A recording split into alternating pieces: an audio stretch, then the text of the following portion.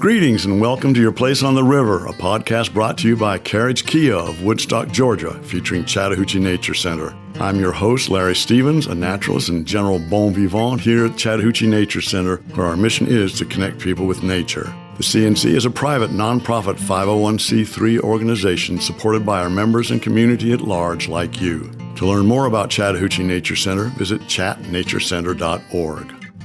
Today we'll meet our Camp Kingfisher co-directors Debby Head and Laura Viator, learn about mammals that make their homes on the Chattahoochee River, focus on a particular wildlife rehabilitation case, and share some Camp Kingfisher testimonials. First thing, let's find out about Chattahoochee Nature Center's Camp Kingfisher from its co-directors. Debby Head declares Camp Kingfisher runs in her veins. When her parents moved to Georgia in 1989, they sent her to Camp Kingfisher, or Camp Chattahoochee as it was called back then, and she was hooked. That's the only place she ever wanted to be when summer came around. In 2003, she became a camp counselor. In 2008, she opened and developed canoe programming at our Heron Pond. And in 2011, Debby made the jump to her year-round camp duties as camp coordinator and eventually director in 2016. Debby is a Kennesaw State University graduate with a degree in health and human services. When she does take a break from Camp Kingfisher, she enjoys paddling, watching Bob's Burgers, laughing at anything silly, hiking, and spending time with her two pups, Indy Blue and Harperoo.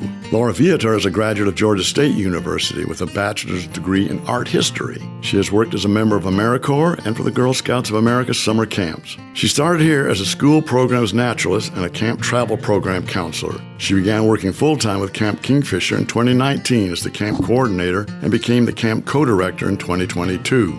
A certified interpretive guide, Laura is experienced in adventure travel, ropes course instruction, lifeguarding, team building, and child behavior management. In her spare time, she loves to hike, go whitewater rafting, attend concerts, and spend time with her husband and boy-girl twins. Here to help us find out more about the camp these ladies love is our Liam McCarty. Thanks, Larry. Hello, everyone. This is Liam McCarty, and with me today we have the CNC's camp directors, Debby Head and Laura Viator. Thank you guys both for joining us. Yeah. Thank you for having us. We're happy to be here. I'm happy for both of you to be on the show. Before we get into the nitty-gritty details about Kingfisher Camp, I'd love to hear more about you two. You two have been at the Nature Center for a few years now. What really drew you into the camp program? So I started as a counselor, actually. I wanted a career change. I worked in a completely different field before. I was in the art field and I worked in museums, and I wanted to get back out into nature. So I started looking around for jobs and found the Nature Center and just, signed up to be a counselor, and I never left. And I like to tell our campers that I was born out of the crack in the gym floor because I have been with camp since 1989 when I was 4. My family moved to Georgia, and they decided we need to get her out of the house. We need to have her make friends, and I just never left. Every summer, the only place I wanted to be was Camp K. It was Camp Chattahoochee when I started, but then once it became Camp K, I just never left. That's awesome. I've been to summer camp back home in Mississippi for about 10 years of my life, so I'm really excited to do this segment, and I can only speak highly to the experiences I had all throughout my formative years.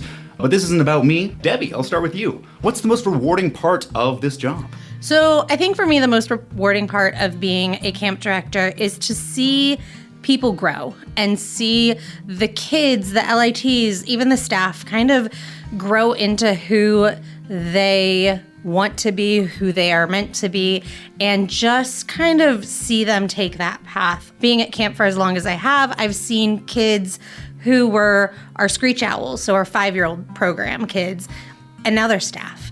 And some of them have even graduated college. Some of them are in their own professional careers. And that is, to me, just the coolest thing ever. Incredible. Laura? Yeah, I think one of the most rewarding parts is just seeing that camp is a place for everybody. So we have so many different kinds of campers that come to camp. With a lot of them present different challenges. They're looking to get something different out of coming to camp.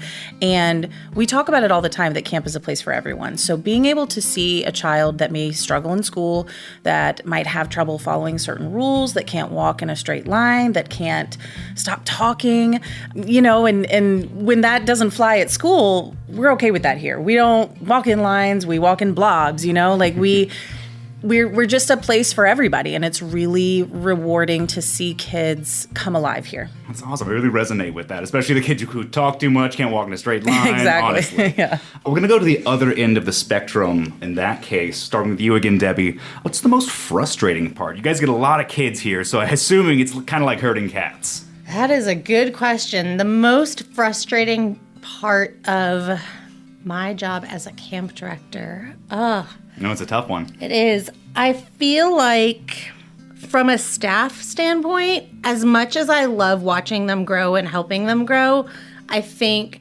there is a disconnect between like the communication piece. And so getting staff to communicate during the off season is really challenging. And that makes me crazy sometimes, just because you put so much into them just to get a simple response back is challenging. For sure, I can imagine like not being in person really affects that. Right. And then from the camper aspect, honestly, there's not too much that is frustrating from the camper end, because at the end of the day, they're kids. At the end of the day, they're learning and they're growing. They're growing up is about making mistakes and learning from challenges and learning from failures. And so nothing from the camper end really frustrates me too much. We all have bad days, and you can't always mask behaviors. And as a kid, that's your time to not mask some behaviors, and that's okay. Yeah, absolutely. Laura? I think one of the more frustrating aspects of being a camp director is kind of the uncertainty in the day-to-day. So we spend so much time planning and coming up with these programs and putting in a lot of work behind the scenes to get it ready and to make it fun and exciting for these kids. And then the day comes and you've planned, a field trip, you've got kids at the pool and a thunderstorm hits and plans have to change, or we don't have enough staff, so we can't actually end up running this program. So just the unknown elements within camp life can be extremely frustrating when you want to deliver a great program and a really exciting program, and literally the universe just gets in your way sometimes. The universe says no. Yeah, that's frustrating. Well, it's good to hear the most frustrating parts have nothing to do with the actual job, so that's great to hear from both of you. No, not at all. Stepping away from you guys for a bit, as for the role of summer camp for these kids, what do you think the most important role for them is? I would say, what do they get most out of it? Or I'd say probably what they get most out of it. I mean, every kid's going to be different, I'm sure. Yeah, absolutely. I think the friendships that kids make when they come here is really impactful. We've seen friendships form, out of nothing, and a kid will come in the very first day of camp. They've never even been to camp before. And by the end of the day, by the time we get to lunch, they have 3 new best friends, and they keep up with each other at school, and they come back and they're so excited to see each other in the summer. I think that's one of the biggest things that camp can give kids is just connecting with other kids, really. That's great. Thank you, Laura. Debbie? And I think that to kind of go off of that plays to staff as well. We have a handful of staff members who have met their life partners through camp. We have a couple that just recently got engaged here on CNC grounds, which is kind of amazing. That's awesome, yeah. They met here at camp. They were camp counselors together, and he brought her here to propose because that was meaningful for them. So I think that's a pretty big piece for the staff. I think for the kids, growing up, like I said before, it's about learning. It's about figuring out who you're supposed to be in the world. And I think camp is a great place for anybody to really be able to experience that, since we've seen so many kids grow up at camp, and we've had people come back like, oh, I'm a biochemical engineer now because of Camp Kingfisher, I'm a lawyer now because of Camp Kingfisher. Just the way that camp can really project people in their careers and in their lives is, you trick them into learning. Yeah, absolutely. And like you said, you already touched on this, but for the kids, but also for the staff members as well. Mm-hmm. About Camp Kingfisher, what makes it different than other summer camps in Georgia or just the Southeast? Debbie? As cliche and maybe silly as it sounds, I've heard it time and time again. There is magic on this property. There's something about the CNC grounds. I don't know if it's the 127 acres. I don't know if it is, the fact that we have currently older, very campy-esque buildings that just kind of plays to that magic. I think our staff, all camps strive to have a really great, phenomenal staff. Our staff tends to be a little bit older than some other camps, and I think that our staff really play into that piece of magic. Campers, one of our staff members currently remembers his camp counselor from when he was a screech owl, so when he was 5 or 6 years old, and brought him up in his interview multiple times. And then when the current staff member got his position this past summer, the older staff member actually sent him a video of like, hey man, you made it, good job, I'm so proud of you. And I think that alone is just such a magical piece that the camper remembers the staff member, but that the staff member also remembers the former camper, and there's that give and take a little bit. Yeah, absolutely. Laura? So I think the main thing that makes Camp Kingfisher different than other summer camps is we really talk so much about getting kids back out into nature. So we've seen, especially since COVID, the fact that kids could be lacking certain skills, right? They have gone to school a lot of time, through a computer, or they're lacking those, social skills to just be able to make a friend. Coming to camp and getting them outside is, I think, the key component of our camp, and what makes us special is we want to get outside as much as possible. If it's safe, if it's not, storming, no thunder and lightning, we're going to be outside as much as we can, even if it's raining, and we just get kids back to being a kid. There's no technology involved. You're going to go canoeing, you're going to do archery, you're going to go swimming, you're going to go hiking. Just getting them back to those basic elements of life, I think, makes us really, really special. Absolutely. And Debbie, you mentioned it a little beforehand of the magic of camp, and I couldn't agree more. I'm just walking into the gymnasium in Kingfisher Hall. It just feels like, I'm about to go hiking or walking or swimming. I'm so excited. But if you guys want to talk a little bit more about that magic, either one of you, Debbie, Laura? I think the magic, every aspect of whether it's a staff person, the posters that we hang up on the wall, the programs that we're planning, it all goes into that magic. And I think it all boils down to just a sense of belonging. So a kid can come to camp and not love nature. Maybe their parents made them come. They needed something for them to do in the summertime to get out of the house, but they love archery. Or they're really into science and they want to learn what makes up a cloud. There is an aspect here for everybody. And to see kids find that and be excited to, like Debbie said, we're tricking them into learning, being excited to learn something new or explore something new. Just being able to see that happen right in front of you is pretty incredible. And I think that's what I attest, or that's what I would call that camp magic. I believe it, Laura. Debbie? I think, too, part of that magic really plays into come as you are and come as who you are. If you're walking into a camp and you feel like you have to portray this certain person, I feel like that's school, that you have to be this whatever. But at Camp K and hopefully most other camps, you just bring your authentic self, and that's perfect. That is just what we want, And so I think every person that walks through that door adds to that magic. So it's not a magic that is just within Laura and myself. It's not a magic that's just within our seasonal staff. It's a magic that is created by everybody in the space. It's like a big ensemble. Yeah, Love exactly. That. It's not just For sure. our facilities or being outside or you guys, the kids themselves, all of it. It's everything. Before we end the session, I really just want to talk to you guys about favorite memories, fun experiences, fun stories. Laura, why don't you go ahead? Oh my gosh. I don't know. I will say hands down, one of my favorite job, and I've had a lot of jobs in my life, has been being a counselor here. I specifically was the travel program counselor, so I got to take kids all throughout the Southeast and do all different kinds of experiences.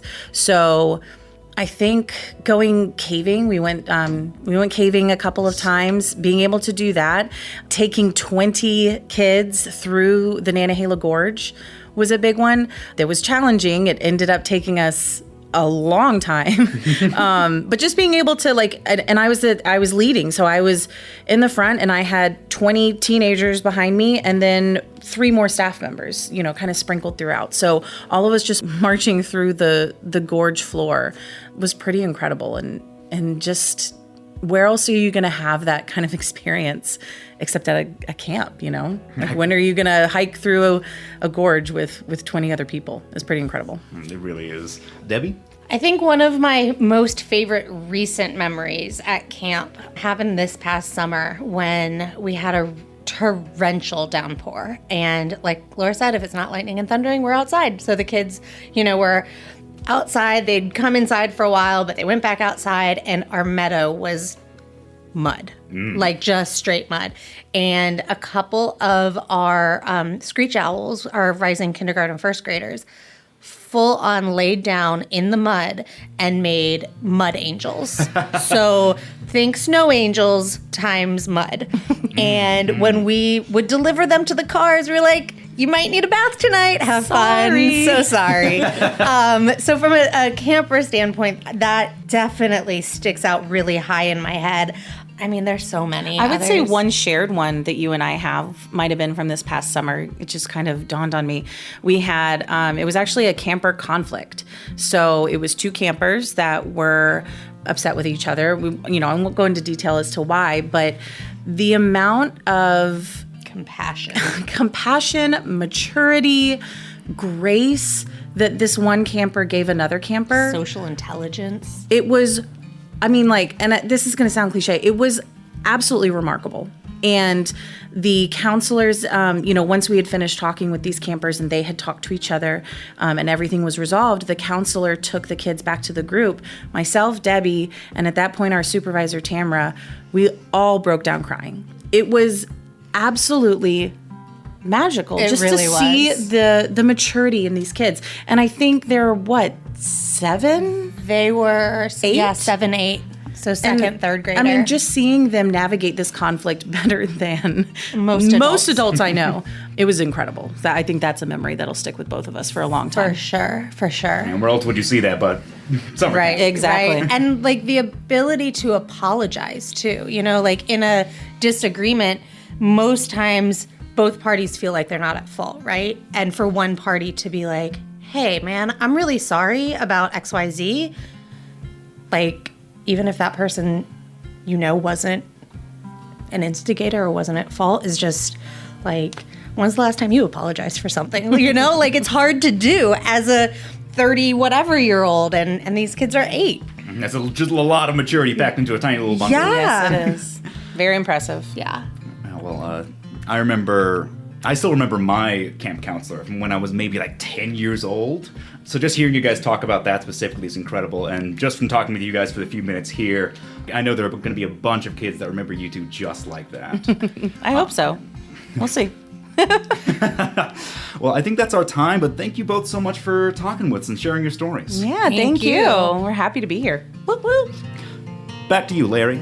Thank you, Debbie, Laura, and Liam. My grandchildren are Camp K campers, and I can vouch for the many activities they enjoy and the delightful nature-related crafts they make. And remember, Camp Kingfisher is not just for summers, but offers a winter school break session as well. Do check our CNC website for camp dates and registration information. Now let's turn to Mark Giulianella, our Education Program Supervisor and Chattahoochee River Guru. He and I chatted recently about what mammals we can find along our river. Okay, Mark, first thing, I know this from teaching the Scout Mammal Merit Badge here, but let's do a quick refresher course. Remind our listeners just what mammals are and what makes them unique. Sure. Well, I'm glad you have been able to teach that class here at the Nature Center, Larry. Thanks for being such a great merit badge counselor. So when we talk about mammals, we're talking about a very unique group of animals like you mentioned. Mammals are what they call endothermic, or you may have heard them as being called warm-blooded, which means that they can regulate their own body temperature. Mammals also give live birth, except for a few exceptions, like echidnas or the platypus. Mammals also drink milk from their mothers, and they have fur.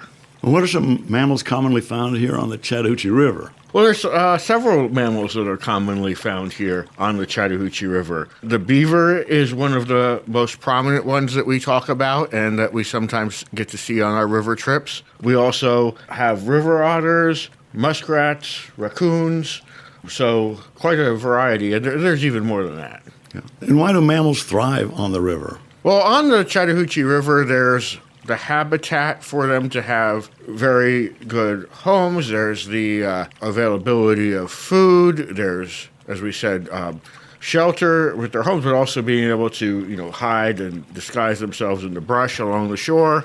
So between all of those things along the river, it just makes for a great overall habitat for the mammals to thrive. What kind of evidence of mammals like beaver or mink or river otters or raccoons can one find along the river and its wetlands? Sure. Well, you mentioned the wetlands. The wetlands are a great place for all of those animals. The beavers especially, you'll see where the beaver will chew wood. They will chew down wood to help make their little lodges. They'll also make wetlands by chewing down some of that wood, which actually creates wetlands. In some ways, it moves the flow of water, and beavers actually are the creators of wetlands by doing that, by chewing down the wood and moving those sticks into position. That's also their food source. They like the lining of between the bark and the hardwood of the sticks, and they chew too to help file down their teeth. Those two front teeth, which are a hard enamel that makes it look orange, actually never stop growing. And so the chewing on the bark actually helps them file down their teeth, just like you would cut your own fingernails.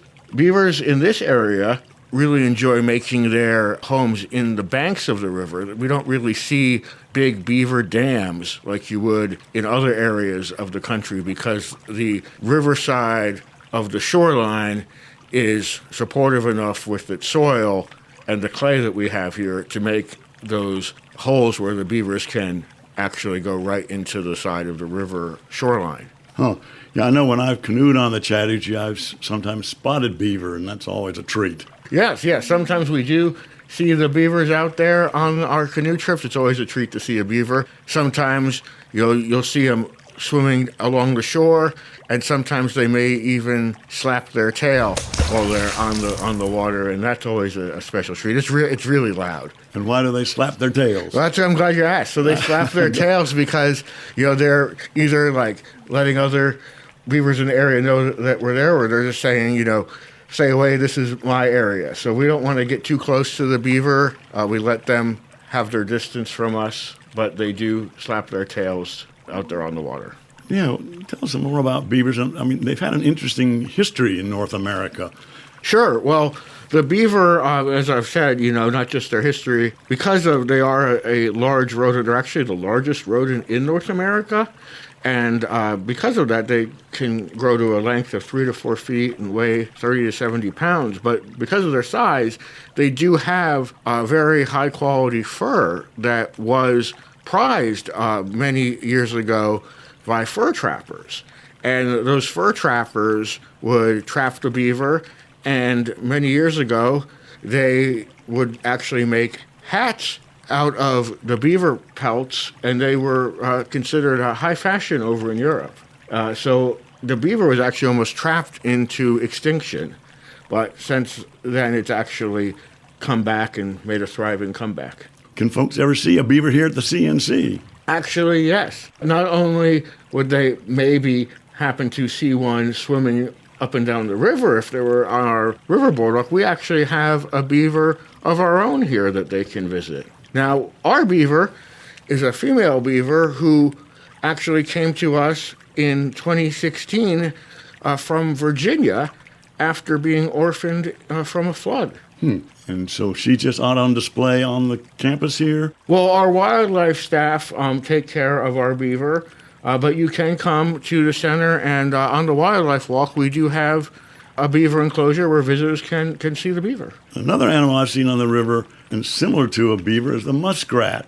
I know they're a little different, but what can you tell us about muskrats? Well, the muskrat, they are going to be a little bit, like you said, a little bit different from the beaver. They like to will actually build their own homes, which are going to be a little bit different from the beaver home. Their homes are going to consist more of plants and maybe some cattails, and they're going to be more found in like some marshy areas than maybe more along like the main river channel.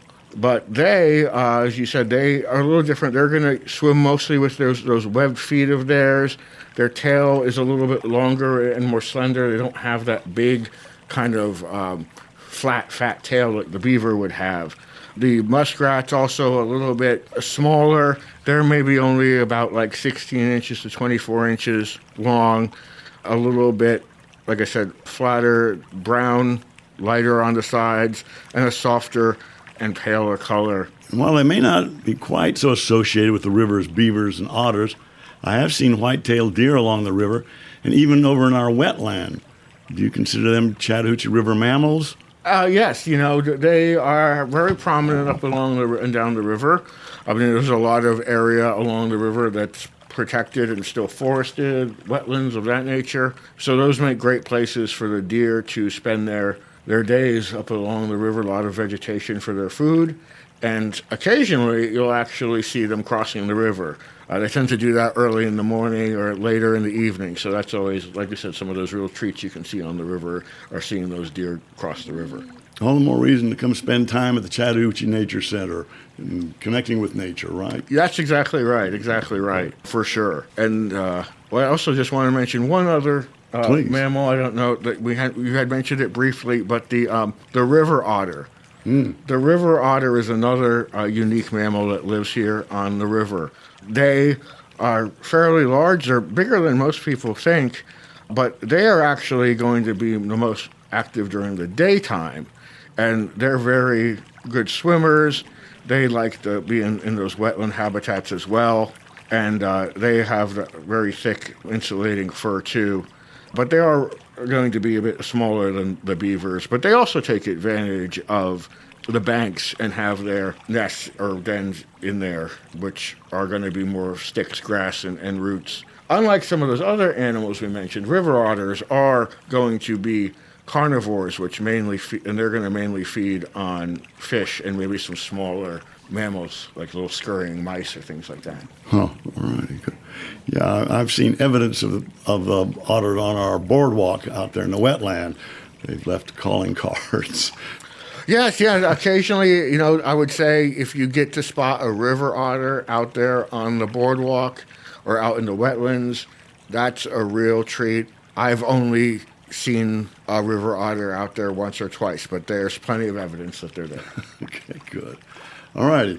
Thank you, Mark. Appreciate you taking the time and giving us our mammal update on the river here. Great. Thanks for having me.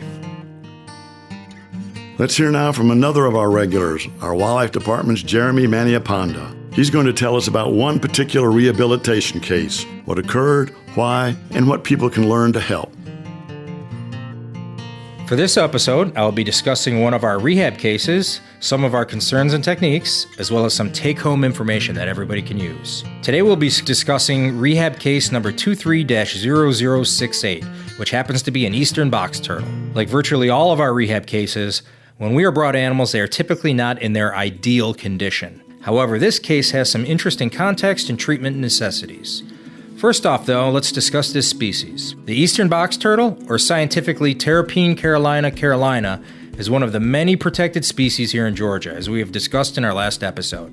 Although similarly appearing and acting to tortoises, they are actually true turtles, and are actually more closely related to native aquatic turtles such as the yellow-bellied slider than to true tortoises such as gopher tortoises. The eastern box turtle is not considered an endangered species on the national level. However, some states, including Michigan, New Hampshire, Massachusetts, and Connecticut, list the animals as a species of special concern, and Maine actually has the turtle listed as endangered. Habitat loss, traffic incidents, and collection for the pet trade are all factors contributing to its decline, which leads to it being very prone to exploitation. The Georgia Department of Natural Resources requires a special license and permit for possession of this animal, which we have here at CNC, regardless of its morphology or origin. Practically, they are not an uncommon sight here in Georgia, though, oftentimes found in many urban and woodland areas. In fact, I'd venture to say that most people have seen these turtles in most likely one of their most vulnerable states, crossing the road. However, a second place of human interactions with these animals is precisely what happened with this specific case. In sometime late fall or sometime in early spring, hatchling box turtles will emerge from the ground. This is a very unusually long span for when the hatchlings may be found, but there's a very interesting reason for it. Eggs are typically laid in the spring in a shallow cavity dug in the ground, and after an incubation of about 3 months or so, the eggs will hatch. However, depending on the environmental conditions, the hatchlings may instinctually and metabolically do one of two things. First, they may emerge, climbing through the ground soil and leaf litter to the surface. Typically, they will still have a yolk sac attached and will not need to eat for a few days. However, if environmental conditions don't merit it, they may remain submerged in the soil and leaf litter until the spring, when the conditions are better. They enter a condition known as brumation, which is slowing down the biological activities while remaining submerged underground. It is very similar to mammalian hibernation, although it's not absolutely identical. This becomes a frequent source of human interaction, as people are often raking their yards of fallen autumn leaves and tree debris and uncover hatchling turtles in this state of brumation. Nonetheless, once emerging from the ground, they will absorb their yolk sac and then start their lives without any parental care. This life history played a critical role in how eastern box turtle 23-0068 came into our care. This hatchling box turtle emerged from the ground and was likely seen by someone in their yard or common area. And with the best intentions, the turtle was taken and kept as a pet for fear it needed care or was just a juvenile. As stated earlier, not only is this action not legally permitted, but as we discussed, it's often counterproductive and can cause harm to that animal. All vertebrates use vitamin D to properly calcify their skeletons, amongst other things. In that, the most common source of this vitamin D is from metabolism from ultraviolet light being synthesized in the skin. This is generally true of a large number of animals, including humans. Hence, people living in areas with significantly reduced daylight, such as Arctic locations, oftentimes need to take supplemental vitamin D to prevent bone deformities such as rickets. Reptiles are typically no different. While all reptiles do not synthesize vitamin D in this manner, eastern box turtles do. They need the specific ultraviolet spectrum of sunlight to properly grow and maintain their bones and skeletons. This includes their shell, which is a highly adapted skeleton, including the ribs and spine. Turtles are, in fact, their shell. They don't just live within it. Where this information comes into play is when turtles are kept in captivity. Once kept indoors, under typical household lighting and heating, they do not get proper exposure to ultraviolet light and cannot synthesize vitamin D appropriately. This, in conjunction with unnatural and often inappropriate diets out of protein balance, can cause the skeletons and shells to grow abnormally and unnaturally. This goes well beyond aesthetics, unfortunately. Being the shells is an actual skeleton which contains the organs, it can often impair their internal organ development and function. The limbs can deform, disabling the ability to walk properly, wear their nails properly. The beaks and skulls can deform, causing massive overgrowths of the mouth which prevent eating properly. It is a generalized condition in reptiles known as metabolic bone disease, or MBD. The disturbing part of MBD is that the deformation that has already occurred cannot be reversed. It will afflict the animal for the rest of its life. We can only correct the husbandry issues so that future growth is typical. Getting back to case 23-0068, this is sadly what happened. While in the original finder's care, the shell had started to grow unnaturally. However, fortunately, the time under these conditions was not intensive and the deformation was mild. One problematic issue we did find, though, was due to the anomalous shell growth, which has created a flattened top on the part of the shell. If upended, this turtle cannot right itself. Normally, box turtles have a discrete yet functional ridge on the top of their shell, which, if turned upside down, pivots them to the side to help them right themselves. Without this, a turtle left upside down cannot right itself and can exhaust and die from numerous issues relatively quickly. So for case 23-0068, we have corrected the husbandry, offered it a balanced diet to grow properly, specialized UV-producing lights to enable the animal to effectively synthesize vitamin D for proper bone health, and we hope that she can grow and minimize the existing deformities enough to cancel these anomalies and allow release. Should this be achieved, we have another consideration in our hands. Box turtles have a home range, which they stay in for their whole lives. They use a principle called geomagnetism and homeward orientation to use the Earth's magnetic fields to allow them to stay within their home range. If we do not release these animals back into that range, they will exhaustively try to get back home at great peril to themselves. So how can everyone apply this information, in this case, to their own lives and actions? First and foremost, please consider that wild animals are not free pets. There are very many avenues for pet owners to acquire healthy captive animals if they desire. Please do your research, as specialized care and equipment is almost always required. Wild animals should not be taken for this purpose. In the event someone does find an animal they do believe needs help, please immediately contact a wildlife rehabilitator. Very often, juveniles do not need assistance. It is, of course, applaudable and understandable that we want to help them, but often they simply just do not need it. And interference can only hurt their chances at survival. Should the animal seem genuinely injured or in dire straits, a licensed rehabilitator will be able to properly assess it, enact a treatment plan, and hopefully resolve whatever concerns exist. This is often the best chance at recovery for these animals. Here at Chattahoochee Nature Center, our wildlife staff is working every single day until 4 p.m., and all the wildlife rehabilitation cases within our purview are accepted free of cost. Please contact us at 770-992-2055 at extension 239 to get in touch with us. Thank you, Jeremy. And finally, let's have a few people share with you their Camp Kingfisher experiences. Hey, back again. My name is Laura. I am one of the co-camp directors here at Camp Kingfisher, and I am here to ask some of our campers that have been coming here for a couple of years about their favorite experiences here and what they love about camp. My name is Sadie, and I'm 8 years old. And how long have you been coming to camp? Like 4 years, I think. If you had to pick one thing, what's your favorite thing about Camp K? Doing the arts and crafts. Why arts and crafts? Because I love crafting. Have you done any crafts that you remember that were your favorites? Stick people. Yeah, that's a good one. What about any counselors that you remember that you really liked? Miss Claire. Why did you like Miss Claire so much? Because I can't really remember. You just liked her?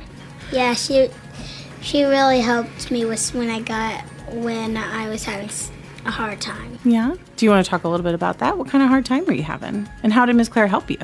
I mean, one time someone was being a little mean to me, and she told them to stop. Yeah, counselors are good at that, huh? Nice. What about canoeing? Do you like canoeing? Mm-hmm. Yeah? It's really fun. It's also sometimes a little scary because one time someone wobbled the boat and I felt like I was going to fall off. It'd be really scary, maybe if you fell in. But you're wearing a PFD, so you're okay, right? Hi, I'm Oliver, and I like going to Camp Kingfisher because I like playing. Well, there's a game that I like to play, and it's actually very new, and it's called Catch the Eagle. What's Catch the Eagle? So, there's a ball, and the counselor, throws it, and you gotta try to catch it. It's sort of like Moss, but it just has a different name. I've never heard of that one. Did your counselor make it up, or did you guys make it up? We wanted a new game, and our counselor agreed. And me and my friend decided that it should be Moss, and the counselor agreed, and she made the name Catch the Eagle. I don't know why, but she just named it that. Do you think that's a good name? Uh-huh. That's a pretty good name. Do you remember the counselor that you did the game with? It was Mr. Cole. Mr. Cole is fun. We like Mr. Cole. My name is Stephanie, and I am the mother of Claire. And Claire has been going to Chattahoochee Nature Center camp for over 2 years now. We've gone 2 summers, and she signed up for her 3rd summer for 2024. And then she's also taken advantage of some of the winter camps, which she loves as well. So Claire, you always love coming to camp. So what's your favorite thing about camp? I like meeting new friends like Grayson, Marshall. I also really like doing some crafts. I like going on hikes. What's your favorite game that you guys play? Captain's Coming, turtle soccer, What about Gaga Ball? gaga ball, archery. It's really fun here. I like a lot of friends. Staff are good. Bosses are good. Do you remember any of your favorite counselors? Miss Claire, Mr. Cole, Miss Abby, Mr. Jason at archery. What about the animals, Claire? Oh yeah, they're really nice. They're also really cool to see, especially the snakes. Today we had a snake demo, and it was an albino snake, but it got kept as a pet, which is illegal, and it grew some bones wrong, and well, we got to see it. And then we also got to see a pretty new raptor, large raptor, today. And when they were trying to leave, the bird went, his wings flapped everywhere. We're Corey and Amy, and we've been members for years now. And when our daughter Ellie became old enough to attend camp, we did summer camp at first, and she absolutely loves it. And we come back for any break of school, summer, winter, anything. Our daughter's been going to camp for about 3 years now. She's happiest when she comes home from Nature Center camp. I think kids crave to be outside, whether they realize it or not, and even if that's just in their backyard or whatever. But when she goes to Nature Center camp, the days she comes home are the days she's happiest compared to any other daycare or camp that we ever send her to. Can you tell me one thing that made you happy at camp today? I have made a lot of friends. What friends have you made? Do you know their names? Nina, Vivey, Clea, that's all. Sure. Did you meet any animals today? We went on the Avery hike, and we saw a large raptor, which was a barned owl. Can you name all the animals you've seen at camp? There's been turtles, there's been possums, what all? There's been snakes, there's been lots of owls, there's been hawks, there's been rocket birds. And do any of those animals have names? No, because they're wild. Hi, I'm Claire. I am a head counselor here at Camp Kingfisher, and I've been working here for the past 3 years. And it's been one of the most rewarding jobs that I think I will ever have in my life, and I've loved working here every second and every summer. I think it's really great that Camp K introduces kids to nature, especially at such a young age, and it gets them really interactive and engaged in a way that gets them connected to the environment and just really caring about conservation. It's actually inspired me to pursue a career in environmental education, and I think that's something that I want to do after I graduate college, and I'm really, really excited to do it. And I think that the people that I've had the chance to interact with over the years have really inspired me to go along that route. And I'm just really happy to be a part of it and very grateful for everybody that I've met along the way. So it's been a great experience. My name is Jason. I am currently on staff. I've been here for 2.5 years, but I was a camper before that. I went from 4 years old all the way up through high school. I loved it at camp, so I came back. What do you like about working here? I love working here. I love the people. I love the kids. It's such a fun atmosphere. Everything about it is so freeing, and you can do whatever you want, and it's just a lot of fun and easygoing, and everyone around is fantastic. It definitely helped me practice. I already wanted to be a teacher, so this was the perfect opportunity for me. It was great practice to be with the kids all day, every day, 5 days a week, and it's just fantastic being around the age group I want to be around. At school right now, I am with other kids, other age groups, so being here at camp is just a great opportunity for that. That's it for this episode. Thank you for listening to Your Place on the River, brought to you by Carriage Kia of Woodstock, Georgia, featuring Chattahoochee Nature Center, where our mission is to connect people with nature. Remember, to learn more at any time about Chattahoochee Nature Center and what's happening here, please visit chatnaturecenter.org. That's CHATT naturecenter.org. This podcast is a production of BG Ad Group. All rights reserved.